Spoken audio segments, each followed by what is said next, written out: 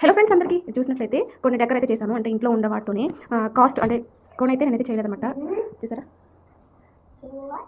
ఇది వచ్చి హాట్ ఒకసారి బెంగళూరులో తీసుకొచ్చాడు నా కోసం మా హస్బెండ్. అది వచ్చేసి మా ఇంటి దగ్గర వచ్చేసి పడుందనమాట.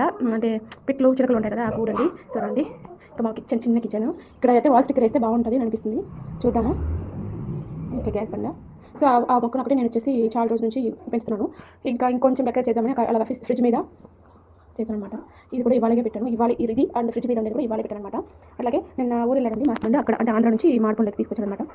సో ఇది ఇవన్నీ షాప్ ఆల్రెడీ చూసుకుంటారు వీడియోలో, షాప్ అనమాట. సో అంతే ఫ్రెండ్స్, ఫైనల్గా ఇదనమాట. ఇంకా ఇటు నుంచి చూసినట్లయితే విండోలో బాగుంటుంది లొకేషన్ అయితే. చల్లగా ఈవినింగ్ కాదు, ఎప్పుడు కూడా చల్లగా గాలి వస్తుంది. సో నా స్కూటీ అయితే అక్కడ చూడండి. ఇంకా చీపుర్లన్నీ తీసి పెట్టేసేయాలి పక్కన. సో అదనమాట. మధ్యలో రోడ్డు, అటు పొలాలు, చాలా బాగుంటుంది.